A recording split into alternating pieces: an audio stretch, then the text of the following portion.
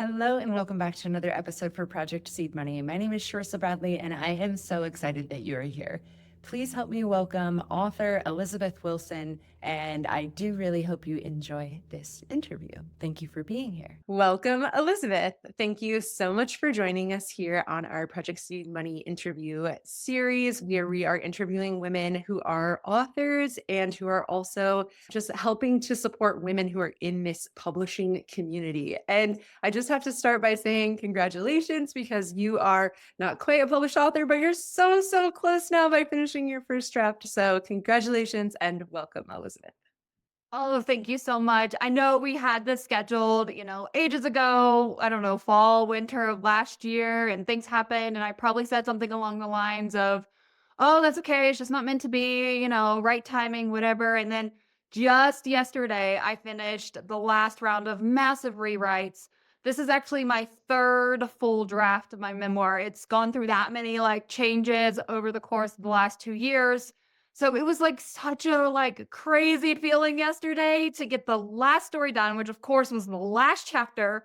And that is always just a hard hitting chapter, right? Because you're wrapping up all these subplots and this theme and everything and trying to make sure everything comes across. And also because it's memoir, it's always sort of weird of well, where does the story end? Because my life kept going, obviously, and where's the ending of this story? Where's the ending about this topic or how I'm framing, this period of my life? But oh my God, it has been a haul.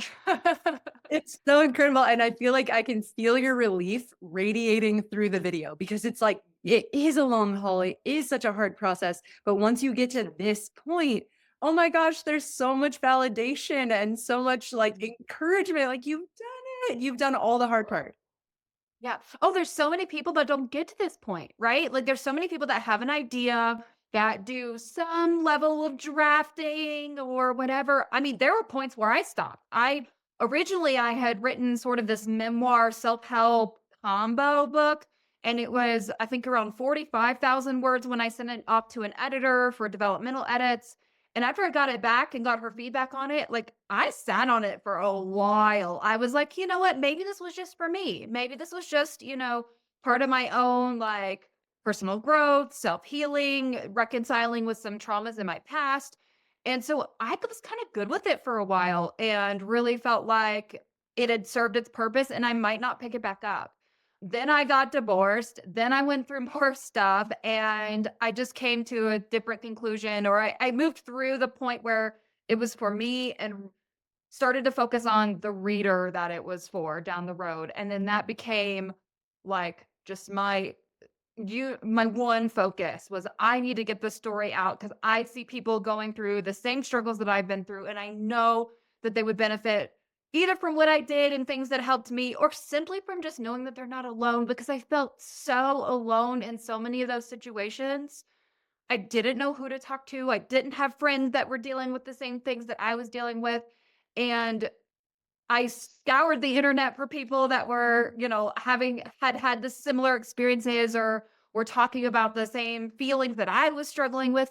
And there was just a big void. And so I knew I had to keep going. And it's been tough. I started a part-time job at the beginning of this school year. So my writing time greatly condensed to just basically an hour, a couple days a week between when I would leave my work and before I'd pick up my kid from school. But I did it. And we have to celebrate all of these little wins. Like, it's still a long journey to get it into your hands, readers' hands, whoever, because now it's going to go through multiple rounds of edits. It's going to go to beta readers. I'm going to have to put all the front matter and back matter and, write a blurb and do a book cover and then market it. And it's still a long way to go, but holy cow, Yes. it's worth celebrating. You cannot do any of those other things until this part is done. And even Yeah. though it's yes, you still have half to go, or maybe 2/3 or whatever, but the hard thing, it is here. Now you will have something to market. That's incredible and so worth celebrating. And I just want to point out, because it feels like the right time, not when you were looking for all of those people to help support you, and you recognized there was a hole in the market, you became that person who helps other people. So I think that that's really honorable as you're doing your writing process and you recognized like, oh, there's actually a major hole in this industry where people need that support. You became that. And so now you're in our Project Seed Money directory, helping other people who are doing this same process of writing a memoir. So I just think that that's really incredible. Like, not only did you fight and push yourself to get your story written, you also reached back into your community and you're already helping others. So that's one of the main reasons I wanted you to come on today is because your values are in such an alignment with Project Seed Money and you're wanting to help other people get their memoir written, knowing full well the struggles, the timeline challenges, the things that you will have to navigate and deviate from along that path. So that is incredible. I feel like you are such a wealth and a resource, not just your book, but your podcast, your program that you run, and everything that you're doing for the writing community. I think it's really, really beautiful. And a writing club. Don't you have a writing club too? Yeah, so we had a community. It really never got off the ground. It largely stayed just me and my podcast co-host and co-business owner. And so we still continue to work together. I was on Zoom with her yesterday writing to get some of that stuff done. You know, she's working on her own book. I'm working on my book. We have our screens blacked out, audio off and cameras off. But knowing that she's writing and knowing that I'm writing, like it's just that piece of accountability that I think so many of us need. Like writing is always framed as this very like solitary, isolating experience. But for me, at least, I really, really benefit from knowing that I'm writing in community, for knowing that Stephanie's on that other side of the screen and she's sitting down and she's working through it too. So when I get to a point where I'm ready to, give up on this chapter and walk away, I know that we're still writing for 20 more minutes. So I move on to the next one and I keep going. And that's been such a big help. That is really, really cool because writing is kind of a solitary thing that you can't really do in partnership as much. But if you can co-work, I think that's incredible and really good for the neurodivergent community because Yes. we often need that little extra, like someone's here with you, Body they're doing the doubling. same thing. Yes, body doubling. Yes, Mhm. that's incredible.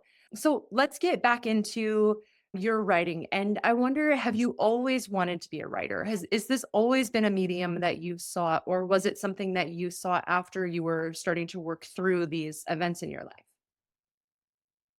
I did enjoy writing as a kid. I have vague memories. I don't remember the plot line of some little fiction thing I started to write back in the day.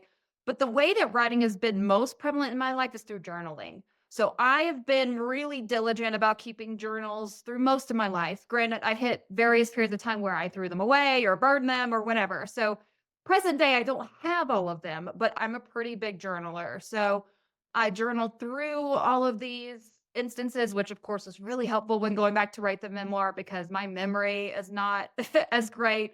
And there are actually really big aha moments about confronting my memory fallacies of how I thought things went down and versus how I wrote that they went down the day after they happened. So I trust my journals versus my memory of certain things. And that's been eye opening and a part of all of the healing and introspection I've done in the process. So, no, I don't know that like I've always wanted to write, but for a while I had thought that I would write a book. Now, I did think it would be more like nonfiction self-help, like instructional. For a while, I was really into helping people do like budgeting and debt repayment and all that stuff. So I had played around with writing a book along those lines, and that never happened. But then when my sister presented me with an opportunity to write a nonfiction book, she was doing this like monthly challenge and she was going to write a book. And I just said I would do it with her. The kind of problem I was hoping to help people fix was finding community. That was something that I was struggling with being a stay-at-home mom in a new town in Colorado. So that's why my original draft had a lot of like self-help elements because that's always kind of the book I thought I would write. And then ultimately when I like read back through that draft and the editor really mirrored that back to me as well. The writing was just so different between the self-help portions and the storytelling. And I really felt like my authentic voice showed through so much stronger in just the storytelling pieces. And I felt like, I don't know, I guess an imposter, and in giving all this really explicit instruction. because my preference is to learn from memoir and to take from it like what is truly relevant to my situation or what I'm ready to receive versus being sort of shown the floodgates of here's all this information and you should do all this now. The fastest way to get someone to stop something is to like overwhelm them, right? Here's everything. Like, oh, now I'm done. I'll never be able to write again. So you're and I absolutely love that. I also agree that we learn best from other people's stories rather than that direct, here's what you should do. But did you find that some of those themes kind of remained relevant anyways? Like without keeping the like, here's how you do it, did it come through in your memoir? Like there's still kind of like how to help yourself? Oh, absolutely. The whole theme of the memoir, the title is Lonely Girl, and the whole theme is about the ways that I would seek in community, but in a non-authentic way. Like I was using alcohol so that I could be fun and bubbly when I didn't really feel that way, or people pleasing, or just a number of other like sort of masks and tactics. And it really coming back around to myself and finding my own value in loving all the pieces of myself. Now I'm able to find community and show up authentically and trust that that is going to be a two-way street because I'm showing up as myself. Before, I mean, my entire life, I was so afraid of the rejection and abandonment, and I have reasons for that. I mean, I have the trauma for it, but I lived my life like that. And so in looking over those journals and in writing even just the outline for the memoir, it was so confronting the cycles that I kept repeating over and over again because of these kind of baseline fears. And so the memoir is about how I tackled that. And it's kind of meta in the sense that I write about the process of writing the memoir in the memoir. And I was talking to Stephanie about that the other day and how weird that is. But at the same time, I can't remove that piece from my story because it was so fundamental. Like when my editor told me that her favorite chapter of the book was when me and my now ex-wife like met and got married, it hurt me because I didn't feel like that was an accurate representation of where our relationship was at the time. It part of the reason why I kind of stopped working on it for a while. And then once we got divorced, I realized here I am writing this book about loneliness and not fitting in and like not feeling seen or not feeling valued. And I haven't even addressed how I felt that way in my own like most romantic personal relationship. And so that required a massive rewrite. So that was rewrite number 2. And then when I took myself through the memoir program that I teach now, the story still didn't quite, I don't know, shine. Like there was still something missing in the story. And when I used the Save the Cat Beats, an outlining method that follows a lot of like the screenwriting process, but can be used for fiction or any sort of like hero's journey storytelling methodology, I realized what was going on. I had way too much backstory. My first story started in third grade. And while that may be fun and interesting, I'm not a celebrity. No one cares that much about my life. I really needed to start closer to the incident or the thing that really got the ball rolling, the thing that was happening externally to me that really shook my beliefs in myself, in my world, and sent me on this whole journey of self discovery and self love. And that didn't happen until I moved to Minnesota. So I cut 30,000 words and and so those went away, and then I had to write a whole bunch of new stuff as well. So that's where this third round of drafting came in.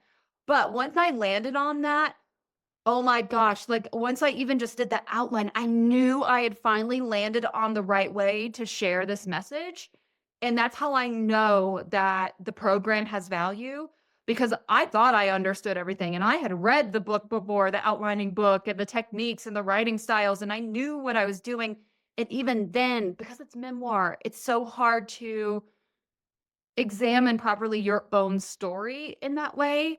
And that's why the small group program, I think, is just so fundamental to get the kind of that bird's eye perspective or an outsider's perspective on the story. I completely agree. And by being together in community, you're also bringing a little bit more validation to. They'll help you with your story and making sure that it has flow, but also there's going to be a lot of validating and a lot of support and a lot of encouragement. And I think that when we feel as authors like, oh, I'm just going to throw this whole thing away, like I can't do this anymore, that is where that is so valuable, because those people will come in and say, like, I am loving what you're sharing. I'm so glad to know you as the person coming out the other end of this book. But also, these parts need some adjustment. Like that is so valuable. So, did you find that most of your book when you went to write it was in your journals, or did you use your journals more as like fact checking for yourself? Oh, that's a great question. A lot of the more recent stuff was in my journals. I historically have been notorious for not writing in the hard times, not journaling in the hard times. So there was some early relationship hardship between my ex and I that I don't have journals for. They go all the way up to, I think she's the love of my life. And I knew that it was around that time that we got engaged and that we planned the wedding. But I don't have journals that cover like this whole year of turmoil post wedding. And then I have some snippets. Like we did a big trip and I journaled and we video like vlogged through the trip. So I had those. I journaled through my pregnancy, about the pregnancy. So there's snippets I could pull from that. And then I kind of retroactively did some journaling as soon as we moved to Colorado about the way things dissolved in Minnesota. So it wasn't directly like in that same time, but it was fairly recent to those incidents. And then since then, I've been consistently journaling.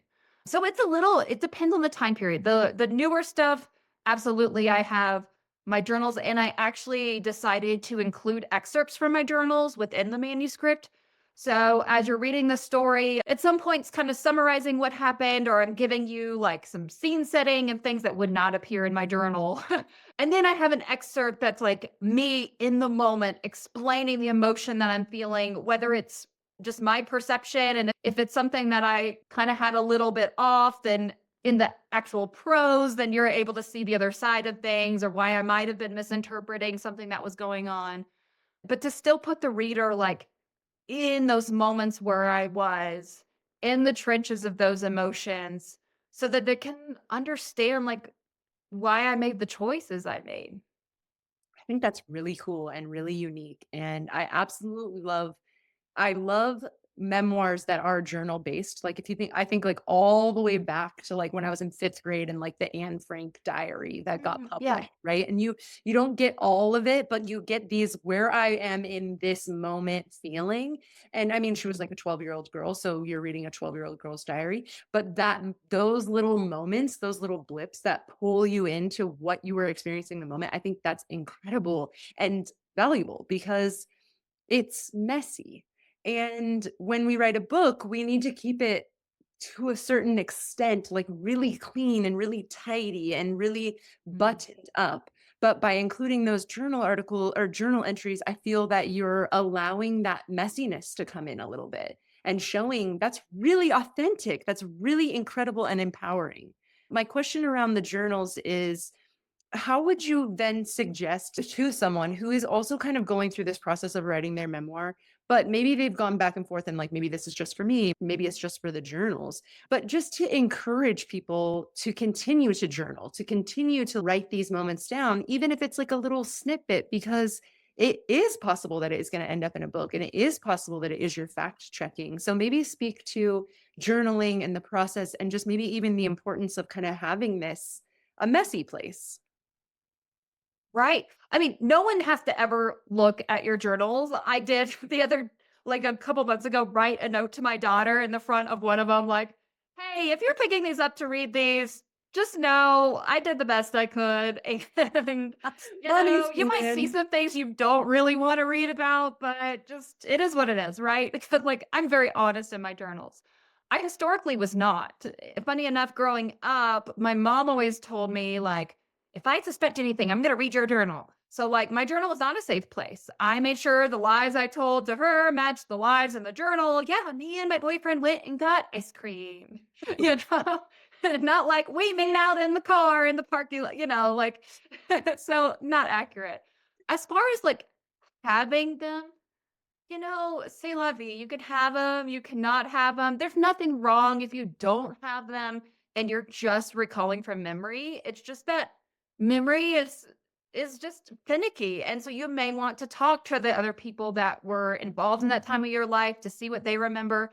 I did that with my sister. There was a period of time that I went to on a trip to her house, and I knew it was a significant time. There was stuff around it I didn't remember, and I didn't have much in my journal for that time period. So I just called her up and asked her. I was like, "Hey, sissy, what do you remember about this? Like, I know it was in February. I have it on my calendar, and of course, your Google Calendar is like a journal in and of itself, and there's a lot you'll recall. I can look at my calendar all the time to see the timeline of how things played out." But you can talk to those people that you trust around you of like, what do you remember about that? Like, what was I like then? Or why didn't what was it about this person that you were unsure about or whatever? Like, you don't have to have the journals, but it certainly makes it easier. And for me, the journals are like separate from the memoir in the sense that I rely on my journal for just the processing of my day to day. I use my journals as part of my like just ongoing therapy and checking in with myself and noting how I feel so I can be observant of any sort of like cycles that are coming back around. At the end of last year, I read my entire year's worth of journals so I could glean from it like what what happened this year. And I had totally forgotten I had like been published in an online magazine, except I had it in my journal. And I was like, oh yeah, I got published this year. Okay. That 3rd grade story, like, that was one I had published in an online literary magazine. But for me, like, the journals have their own value in just the way that I need to externally process, and it's not always fair to bring in another person to that. So I rely heavily on my journals for that. But as far as writing memoir, you don't have to have them. It doesn't mean you can't write memoir if you don't have this like database of information. There's still so much that you can say, and you don't have to worry about having everything 100% right. There are people I could ask for details from, and I'm not going to. Yeah. And that doesn't matter because ultimately, what matters with memoir is how I perceived it. And it's my story, and everyone has the opportunity to write their own stories, and their versions are going to look different than mine. And I'm okay with that. And one of the books that I use in the memoir program is called Storyworthy by Matthew Dix. And he is an award winning storyteller. He does, live storytelling at these moth competitions. So it's all oration based versus written.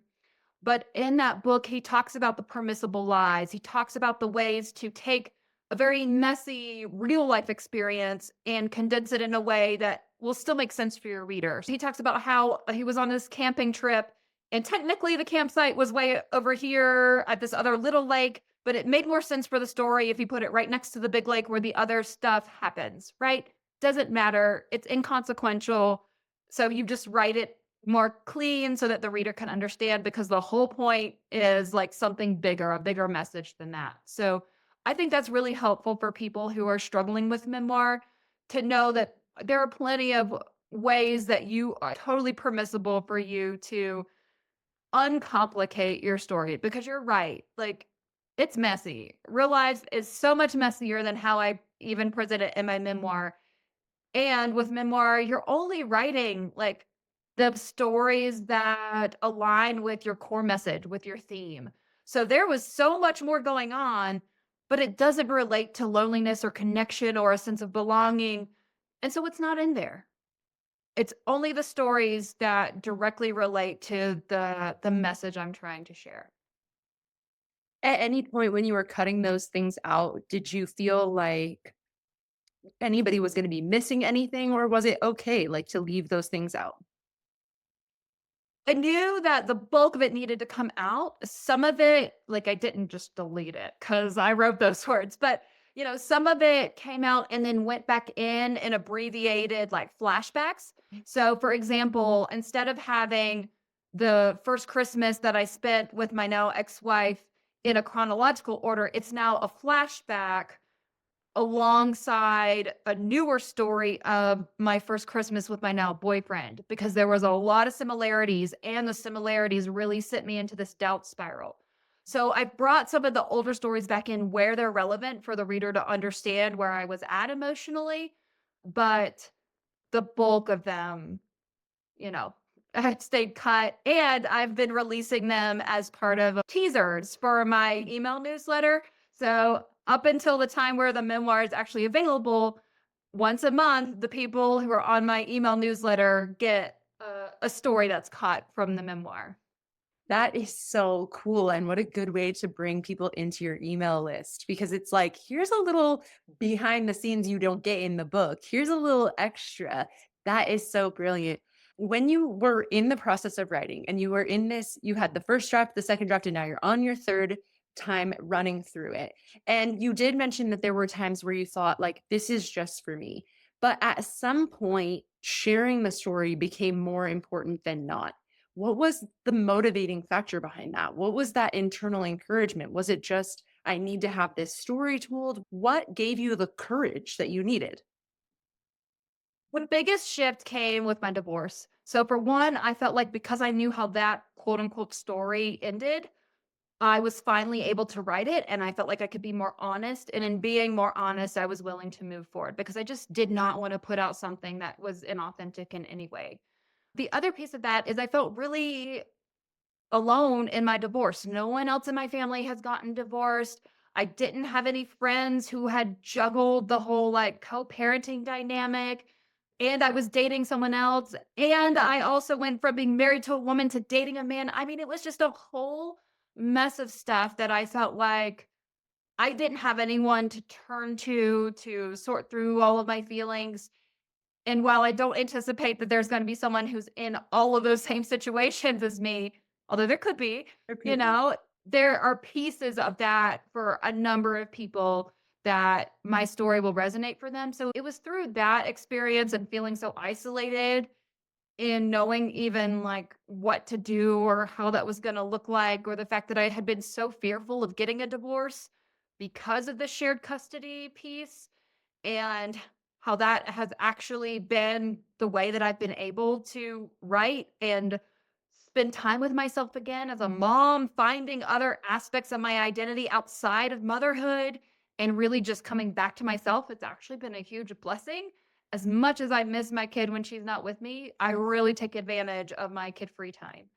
And I wanted other people who either were on the fence or were holding themselves back and staying in dynamics that weren't best for them to know that like there really is something magical on the other side. Like if this isn't right for you, it's because there's something that is more right. And I I don't even know how I tapped into the bravery to do it, but I hope that my story as people read it will give them that encouragement to make those shifts and changes if they find themselves in a similar situation. That's so empowering and really, really beautiful. Along this journey, have you faced like fear of what will happen after you publish it? Have you been feeling that at all? For sure. And it's ongoing. I think there's a lot I wrestled with really early on, which I think is very normal. And I've had to come to terms with, like I've said before, like this is my story. Everyone's allowed to write their own story. There are definitely some names I'm going to change.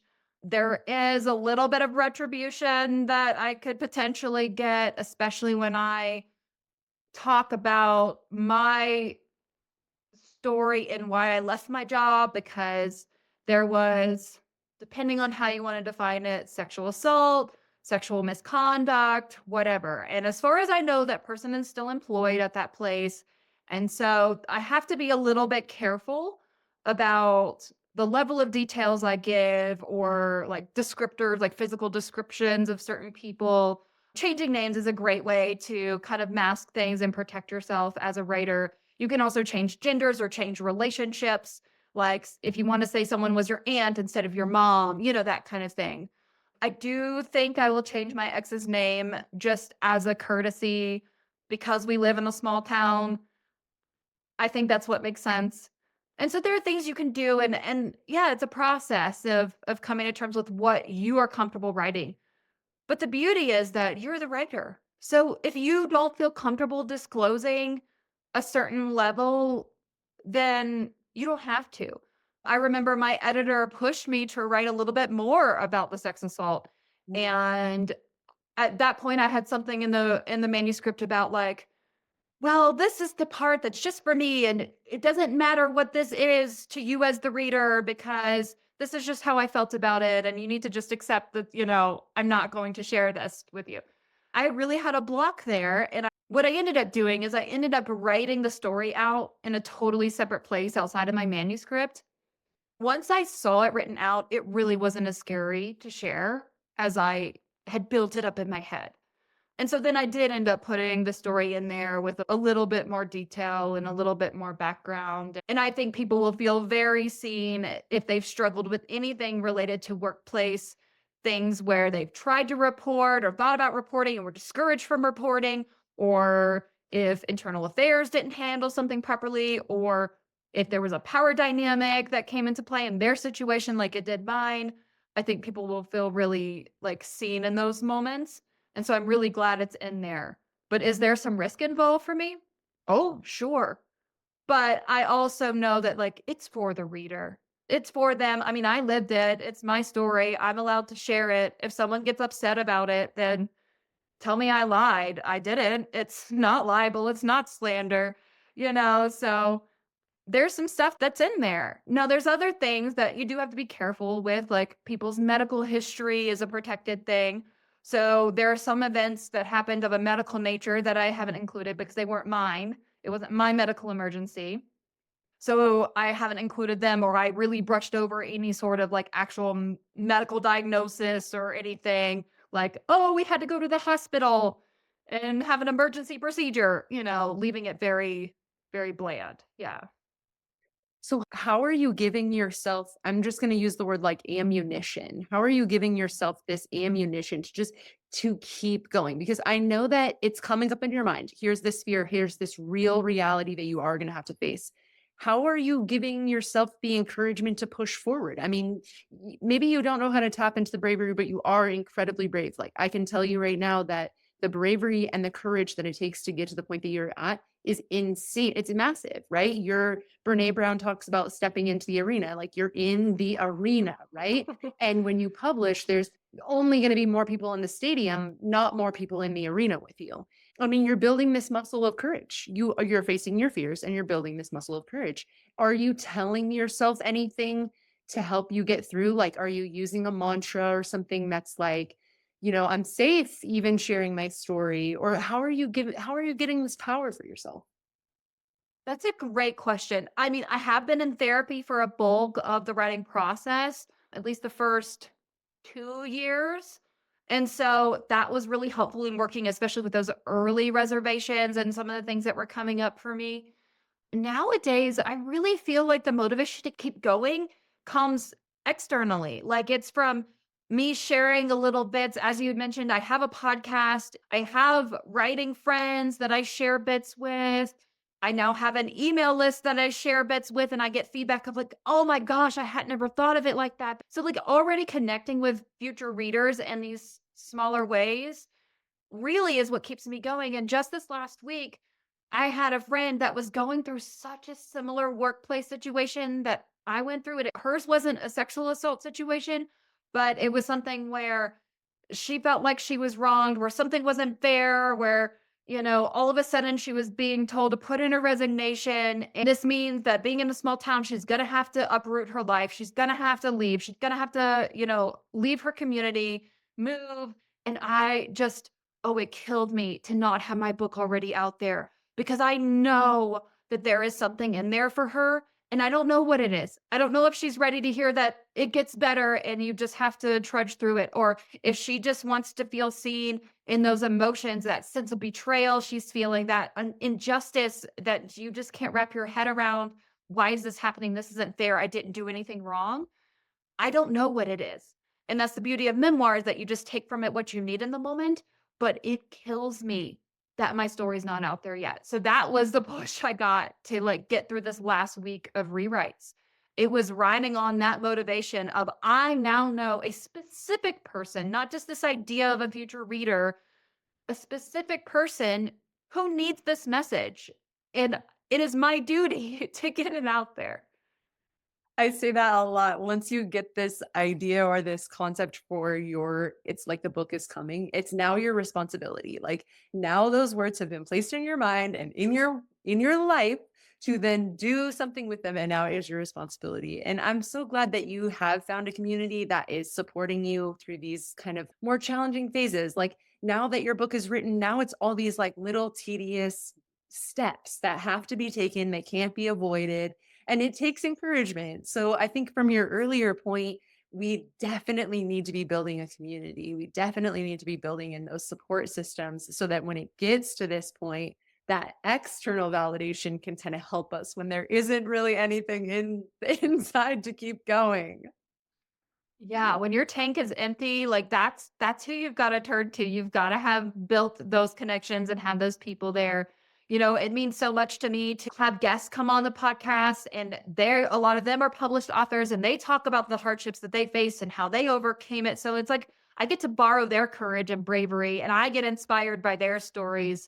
And that's been really helpful for me too. Is just really getting to chat with other people, to talk with other writers, or even having like experts within the writing industry talk about this is what you need to worry about for formatting. This is how easy it can be. Or, here's what you need to consider for, book cover design.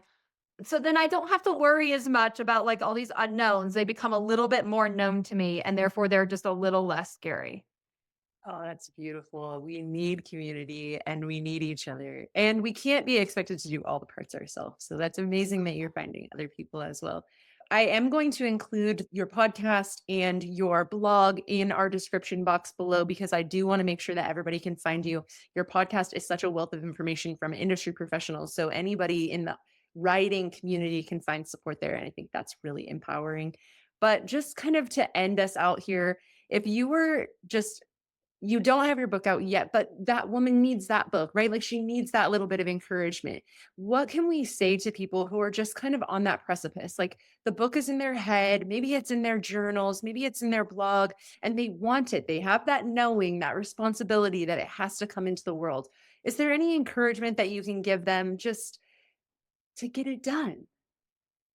Yeah, it's just taking that very next step. It's so easy with such a huge long-term project to get really bogged down by, well, how am I even going to mark this? Who's even going to read this? And that's so far ahead. Yes, we should have a little bit of a mind for our reader as we're crafting our story, but for the most part, the details of that it's way down the line.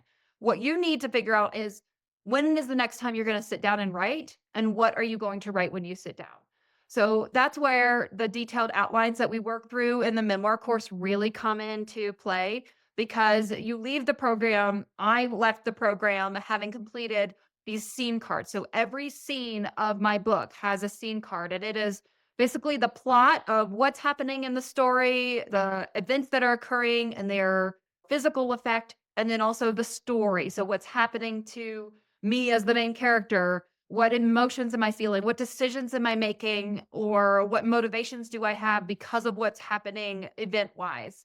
And so when I sit down in my very limited time, I don't waste time. I no longer am writing pieces that are just going to get cut. I know that these pieces are essential to the memoir because of the detailed outline, and I know exactly what I have to capture within that particular scene. My biggest advice I would say is just take the very next step. All you have to do is figure out how you're going to take the very next step. If that's you need to call someone to help them, help jog your memory of what happened that day, do that. That's the next step. This was such annoying advice before I did it, but it's just the consistency and showing up. It is just the consistency. And I was just talking to Stephanie today. We recorded an episode that'll come out in a little bit about how it really felt like the writing process felt like that you're going up that roller coaster, right? That first hill, and it's like each little click, and it just feels like you're making no progress or very little progress. But that very last step, literally, as I wrote that last paragraph, only then did I feel that wave of, oh my gosh, I did it. There was not the anticipation of, I'm so close, I'm almost there. No, I didn't feel that. I felt like, here we go again. Here I am sitting down again. One more story. Okay, here we go. And then I got over that precipice, and now it's done. Now I get to feel the, the gratitude to myself, the pride, the satisfaction of having reached that goal. And it's just because of the consistency. It's such a hard lesson to learn that all we have to do is get out of our own way, sit down at the same time every day and do the work. But Yeah. we need to hear it. We need to hear it over and over. And it doesn't even have to be the same time, the same day. Like, I definitely beat myself up about not having like a more routine schedule, but I was still always finding ways to show up for myself. If I had a little bit of time, I was like, okay, what can I do in this, 45-minute window? How can I move this forward? That's amazing.